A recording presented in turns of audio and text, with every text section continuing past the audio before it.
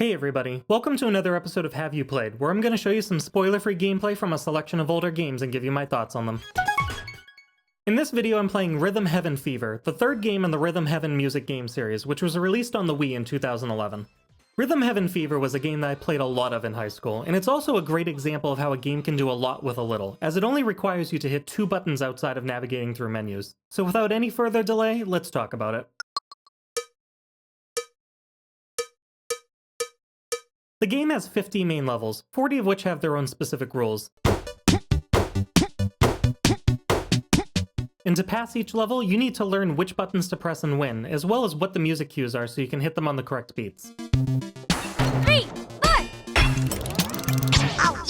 For example, in the first level, Hole in One, you'll be hitting the A button after Monkey chirps or after Mandrill yells, but each of them has a different timing. Later levels may require you to hit the A button repeatedly, and some will require hitting the A and B buttons at the same time, but things never get more complicated than that, with the controls at least. Oddly enough, Rhythm Heaven Fever doesn't utilize any of the Wii's motion control capabilities, which, to me at least, is a bit of a missed opportunity to add in a bit more variety with the controls. But the core concept remains the same throughout the game. Stay on beat and keep the rhythm. 1, 2, 3! The music in Rhythm Heaven Fever is one of the stronger aspects of the game, and while they might not necessarily be songs you're playing in your car on the way to the beach or work, each level's soundtrack is carefully designed to match with the gameplay and plays a crucial role in enhancing the overall experience. With Remix 10 being my favorite, despite many people considering it to be overrated, and Samurai Slice coming in as a close second. But there's a good variety of tracks throughout the game, and they all do a good job of standing apart from each other. After completing a level, you'll receive one of 3 grades: Superb, OK, or Try Again. In order to move on to the next level, you'll need to score at least an OK. And if you manage to earn a Superb score, that level may be randomly selected for you to try to get a perfect score later on. To earn a perfect score, you need to hit every cue without missing, and we'll have 3 chances to do so before the opportunity disappears for a while.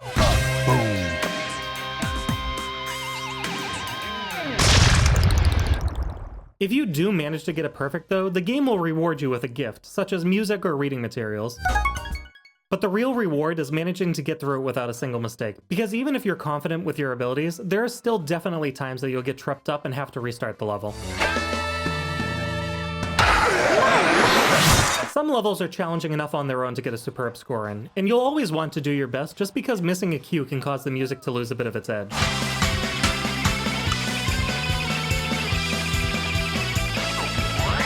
But the game also throws curveballs at you with visual distractions, such as the screen moving faster, storyboards appearing over your character, or the game zooming out so it's harder to see what's happening.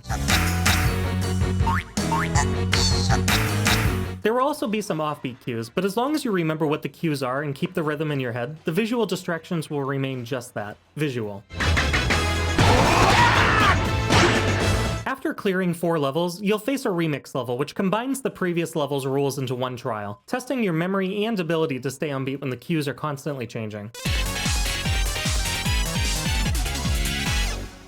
There are 10 total remixes in the game, and they're honestly the best levels available, the best songs, and the most satisfying to do well on, despite their challenging nature.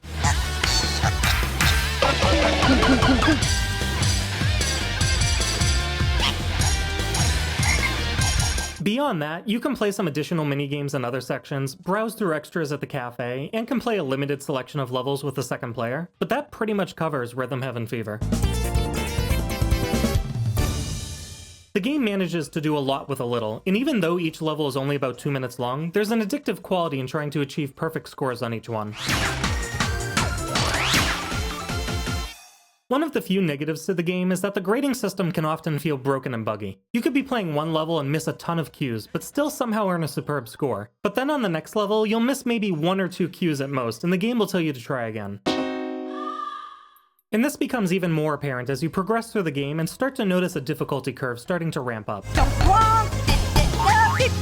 The only other drawbacks to the game are that it's incredibly simplistic, graphically speaking, and if you're having an especially difficult time with a certain level, you're unable to skip it and move on to the next one unless you score at least an OK.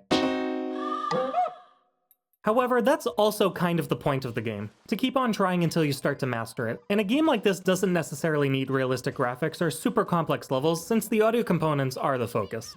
Still, Rhythm Heaven Fever is a game that nearly every musical person will likely enjoy, despite its shortcomings. And even if you're not the most rhythmically inclined person, the game's charm, simplicity, and addictive nature will keep you coming back for more. Whoa, you go, big guy! While it may not have the same depth or length of other games, it's a testament to how a simple concept can be used to create an engaging and fun game.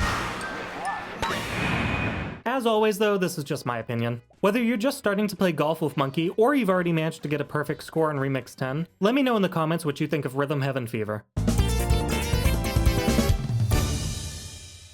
Thanks for watching, and I'll see you guys next time.